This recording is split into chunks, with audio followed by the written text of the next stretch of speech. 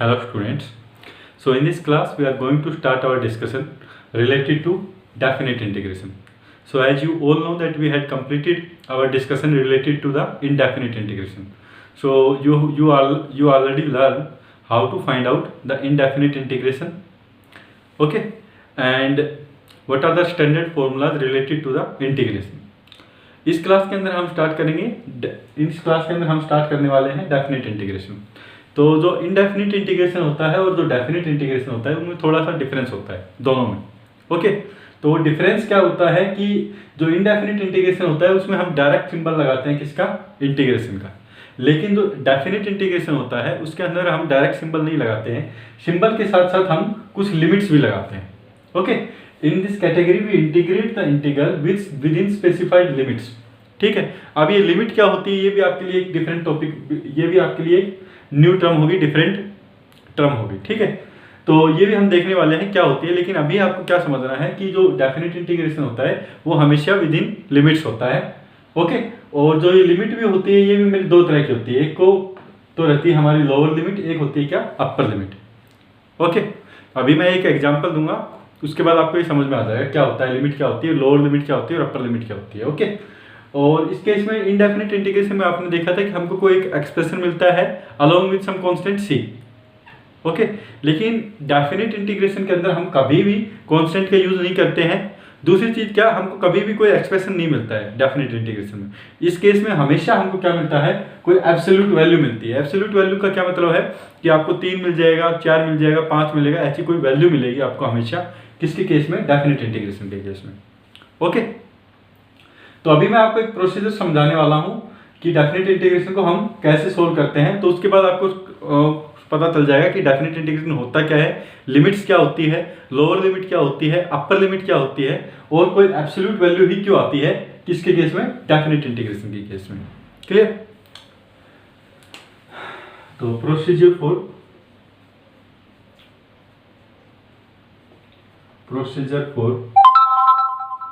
Definite integration.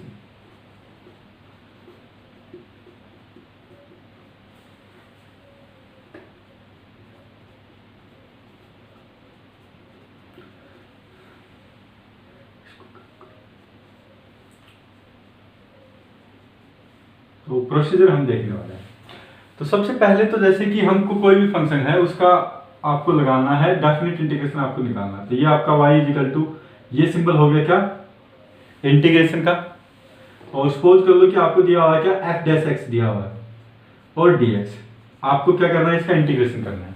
तो आप बोलेंगे कि इसका इंटीग्रेशन क्या आ जाएगा, f डैश x है तो आपका fx आ जाएगा, क्योंकि ये आपका क्या है, डिफरेंशियल फंक्शन दिया हुआ है, that is f dash x. तो ये तो आपका क्या हो गया, fx आ जाएगा प्लस सम कांस्टेंट आ जाएगा. तो ये तो आपका हो गया क्या, इनडेफिनिट इंटीग्रेशन हो गया. ओके, अगर इसमें कुछ चेंज करूं मैं तो चेंज क्या करने पड़ेंगे to make it definite integration. एक तो हमको क्या लगानी पड़ेगी, लिमिट्स लगानी पड़ेगी. ओके, तो जो लिमिट्स लगाते हैं वो कहां पे लगाते हैं वो सिर्फ देखिए पहले. तो ये हमारा क्या है, इंटीग्रेशन का साइन है. एक तो हमारी लिमिट लग जाएगी यहाँ पे x is equal to a से x is equal to b तक. ओके, समटाइम आपको जैसे a और b नहीं दिया होगा, ऐसे दे देंगे आपको a टू b. तो इसका भी मतलब क्या है कि x is equal to a से x is equal to b, क्योंकि आपका जो वेरिएबल है वो क्या है, x है. यहाँ पे dx मतलब dx है, तो इसका मतलब क्या है कि वेरिएबल क्या है, यहाँ पे x है आपका. तो इसका मतलब क्या है कि जो मेरे x की जो वैल्यू वेरी हो रही है, कहां से कहां तक वेरी हो रही है, वो a से b तक वैल्यू वेरी हो रही है. ओके, तो बिल्कुल सिंपल सी चीज याद रखनी है आपको. इसके अंदर क्या होगा, डेफिनेट इंटीग्रेशन के अंदर क्या होगा कि आपका ये इंटीग्रेशन का साइन होगा. ओके, और वहां पे आपको क्या दी जाएगी, आपको लिमिट्स दी जाएगी. एक तो a से b तक जैसे यहाँ पे दी. तो ये जो आपकी जो आई है, लोअर जो है a जो वैल्यू है, इसको तो हम बोलते हैं क्या, लोअर लिमिट. ओके, ये क्या होता है, b क्या होती है, इसको हम बोलते हैं अपर लिमिट.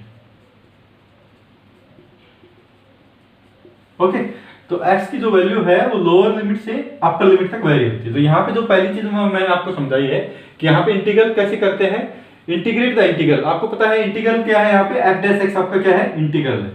ठीक है, with in the specified limits. तो किस किस लिमिट में, a से b के बीच में, जैसे यहाँ पे अपन क्या कर रहे हैं, इसका इंटीग्रेट कर रहे हैं। तो within the specified limit ही हम इसको इंटीग्रेट करते हैं। Okay, and the result will be an absolute value, और जो रिजल्ट आएगा वो हमारा एब्सोल्यूट वैल्यू आएगा। वो देखते हैं कैसे जो रिजल्ट आता है वो हमारा एब्सोल्यूट वैल्यू होता है।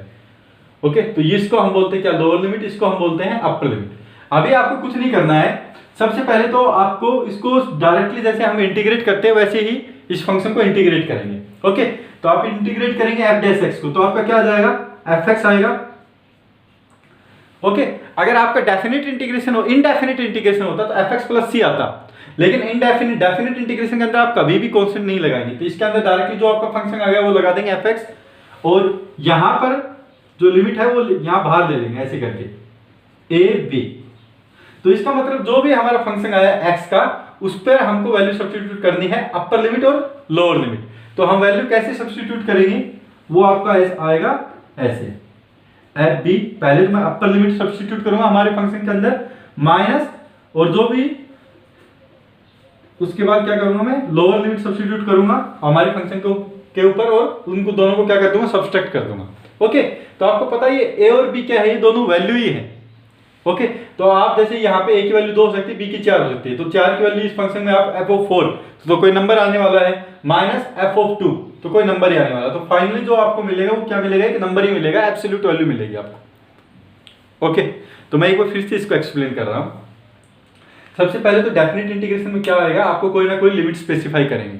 तो जैसे मैंने यहाँ पे करा a टू b, ओके, तो ये आपकी लिमिट स्पेसिफाई होगी। तो इसमें इसको बोलते हैं हम क्या, लोअर लिमिट, b को क्या बोलते हैं हम, अपर लिमिट। ओके, उसके बाद मैंने इसको डायरेक्टली जैसे हम इंटीग्रेट करते हैं यूजुअल तरीके से, वैसे इंटीग्रेट किया इसको, और मैंने लिख दिया एफ एक्स, और आपकी जो लिमिट आ गई वो इस तरह से, जो भी हमारा फंक्शन आया उसके बाहर में ये लिमिट ले ली a से b। अब क्या करूंगा मैं, जो भी हमारा फंक्शन आया उसमें अपर लिमिट सब्स्टिट्यूट करूंगा, क्योंकि b क्या है आपकी upper limit, f b. Okay, minus आप क्या करेंगे, लोअर लिमिट, तो f के अंदर जो आप लोअर लिमिट सब्स्टिट्यूट करेंगे और उसको माइनस कर देंगे, तो ये आपका आ जाएगा f b minus f a. Okay, तो बड़ा ही सिंपल सा है। अभी एक दो प्रॉब्लम्स कर लेते हैं, उसके बाद और भी क्लियर हो जाएगा आपको। ओके, तो कुछ है नहीं, आपको बस लिमिट दे दी जाएगी ए और बी, जो भी नॉर्मल तरीके से आपको इंटीग्रेट करना वैसे इंटीग्रेट करेंगे, उसके बाद बस ये लिमिट की वैल्यू आपको सब्स्टिट्यूट करनी है। तो पहले तो आप अपर लिमिट सब्स्टिट्यूट करेंगे एफ बी, माइनस क्या करेंगे आप, lower limit, minus of f of a. तो जो आपको वैल्यू मिलेगी वो एक एब्सोल्यूट वैल्यू मिलती है, किसके केस में, डेफिनेट इंटीग्रेशन के केस में। क्लियर, तो ये कुछ एग्जांपल करते हैं, उसके बाद ये आपको क्लियर हो जाएगा।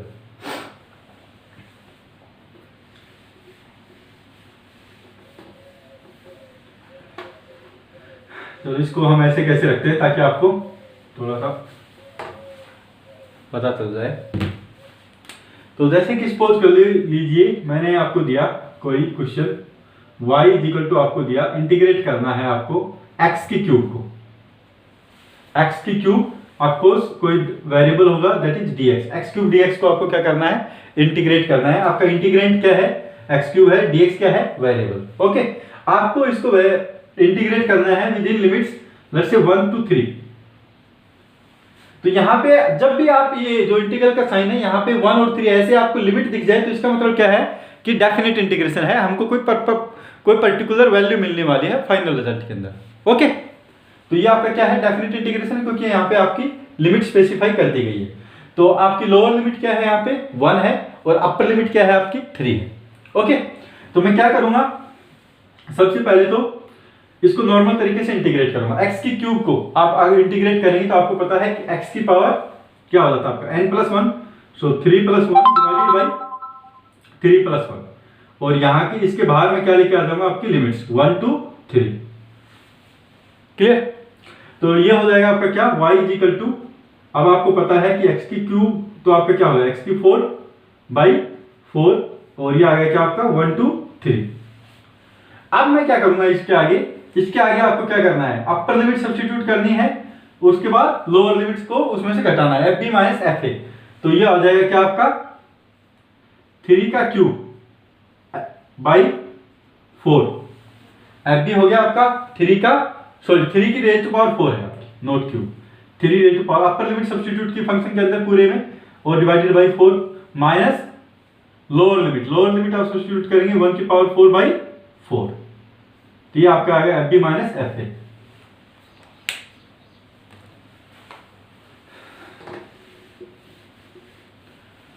अगेन अगर आप इसको सोल्व करेंगे तो क्या हो जाएगा आपका 3 रेज़ टू पावर 4, तो ये आपका आ जाएगा 81।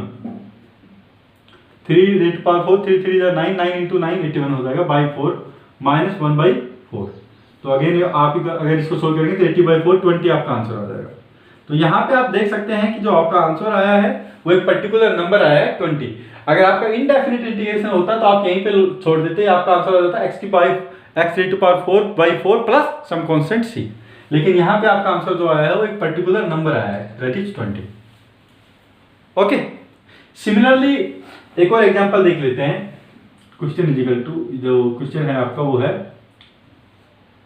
लेट्स से sin x का इंटीग्रेशन करना है हमको, और इसका जो इंटीग्रेशन करना है वो करना है 0 से π/4 तक। तो आपको कोई स्पेसिफाइड लिमिट दे दी, लोअर लिमिट आपकी 0 है, अपर लिमिट क्या है आपकी π/4। ओके, तो दैट मीन्स डेफिनेट इंटीग्रेशन है। तो सबसे पहले तो आप इसका जनरल तरीके से इंटीग्रेशन करेंगे। तो मैंने पूछा आपका sin x का इंटीग्रेशन क्या होता है आपका, तो आप बोलेंगे कि sin x का जो इंटीग्रेशन होता है वो होता है मेरा माइनस cos x, और आपकी जो लिमिट आ गई वो क्या आ गई 0 to π/4। अभी क्या करना है आपको, अपर लिमिट सब्स्टिट्यूट करनी है माइनस लोअर लिमिट। तो मैंने क्या किया इसमें minus of cos of π/4। Okay, minus आपको लोअर लिमिट फंक्शन के अंदर सब्स्टिट्यूट करनी है। तो लोअर लिमिट आपकी क्या है माइनस ऑफ कोस 0। ओके, अगर आपको ऐसे भी थोड़ा लेंथी लग रहा है तो आप क्या कीजिए इसके अंदर, जैसे आपको थोड़ा सा अजीब सा लग रहा है इसको सोल्व करना, तो आप क्या कीजिए माइनस को बाहर ले लीजिए पहले ही। तो आपका आ जाएगा क्या minus of cos x 0 to π/4। अब माइनस को आउटसाइड ही रखिए और अपर लिमिट सब्स्टिट्यूट कर दी कोस x के अंदर। तो ये आपका हो जाएगा क्या कोस ऑफ π/4 माइनस ऑफ, अब लोअर लिमिट में आप हमेशा माइनस का साइन रखेंगे, f b minus f a, तो minus of cos of 0।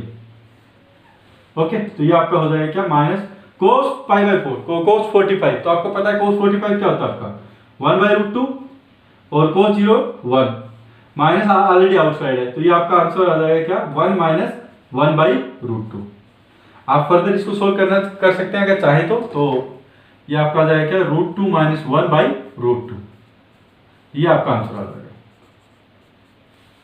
Okay, तो डेफिनेट इंटीग्रेशन भी बड़ा सिंपल सा है, कुछ नहीं, इसके अंदर बस एक तो लिमिट होती है और जो भी आपका फंक्शन जैसे इंटीग्रेट करते हैं वैसे आप इंटीग्रेट करेंगे और upper limit minus lower limit आप कर देंगे फाइनली। ठीक है, तो जो आपको आंसर मिलेगा वो हमेशा क्या मिलेगा, एक एब्सोल्यूट वैल्यू मिलता है, किसके केस में डेफिनेट इंटीग्रेशन के केस में। ओके, तो कुछ अलग है नहीं, हटके थोड़ा सा डिफरेंट है हल्का सा, किससे इनडेफिनिट इंटीग्रेशन का। प्रोसीजर हमारा सेम ही है, जो हमारे फॉर्मूले इनडेफिनिट में लगे थे सेम फॉर्मूले यहाँ पे भी लगेंगे, बस यहाँ पे आपको लिमिट दे दी जाएगी कि इन लिमिट्स के अंदर ही आपको इसको इंटीग्रेट करना है, और यहाँ पे जो वैल्यू मिलेगी वो हमेशा क्या मिलेगी, एक वैल्यू मिलेगी हमको एब्सोल्यूट वैल्यू, जैसे यहाँ पे मिला है यहाँ पे मिला है हमको। ओके, तो I hope that this topic is clear to you. तो यहाँ पे हम ऑलमोस्ट मान सकते हैं कि हमारा जो इंटीग्रेशन है वो कंप्लीट हो गया। अगर कुछ एप्लीकेशन होगी तो हो सकता है कि जो नेक्स्ट लेक्चर लेंगे उसमें हम कुछ एप्लीकेशन देख लें किसकी, इंटीग्रेशन की, और इसके बाद हमारा जो नया टॉपिक स्टार्ट करेंगे वो होगा हमारा एरर एनालिसिस। ओके, जो काफ़ी इंपॉर्टेंट टॉपिक है एरर एनालिसिस, और इसके बाद हम स्टार्ट कर देंगे काइनेमेटिक्स। ओके, तो अभी तक तो जितना भी हम पढ़ रहे थे मोर और लेस आपने देखा वो काफ़ी कुछ मैथमेटिक्स का पार्ट है। इससे पहले जैसे हमने वेक्टर चैप्टर कंप्लीट किया है, ठीक है, तो वो भी कंप्लीटली क्लास 11th में या सॉरी शायद क्लास 12th में आता है वेक्टर पूरा कंप्लीट चैप्टर। ओके, मैथमेटिक्स में सिमिलरली थोड़ा बहुत हमने डिफरेंशिएशन भी पढ़ा है, इंटीग्रेशन भी पढ़ा है, तो ये भी आपका किसका पार्ट है, ये भी आपका पार्ट है मैथमेटिक्स का। ओके, तो जो कोर फिजिक्स है वो अभी भी आपकी स्टार्ट नहीं हुई है, कोर फिजिक्स स्टार्ट होगी जब आपका काइनेमेटिक्स स्टार्ट हो जाएगा उस टाइम पे। Okay, till then this physics is more और less the part of math only. तो हम इसको जो मैथमेटिक्स है इसको फिजिक्स पॉइंट ऑफ व्यू से पढ़ रहे हैं कि फिजिक्स में हमको इनकी एप्लीकेशन यूज होगी तो हमको कैसे अप्लाई करना है। क्लियर?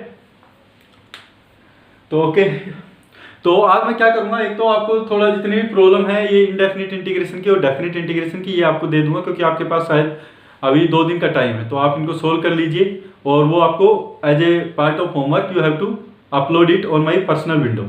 ओके, एंड जो भी आपको नोटबुक में जो लिखना है वो आपको ये जो नोट्स हैं वो भी आपको लिखने हैं अपनी नोटबुक के अंदर। क्लियर? दूसरी चीज़ क्या है कि कुछ बच्चे पता नहीं शायद देख तो रहे हैं वीडियो, लेकिन मेरे को कुछ रिएक्शन पता नहीं चल रहा कि बच्चों को एक्चुअली समझ में भी आ रहा है या नहीं समझ में आ रहा है। तो आप एक काम कर लीजिए कि अगर आपको समझ में आता है वीडियो तो लाइक कर दीजिए, ताकि मेरे को एक बार थोड़ा सा पता चल जाए कि मैं थोड़ा जो पढ़ा रहा हूँ सही डायरेक्शन में पढ़ा रहा हूँ, आप लोगों को समझ में आ रहा है, राइट। और अगर आपको समझ में नहीं आ रहा तो आप डिसलाइक भी कर सकते हैं, there is no problem. Okay, so thank you.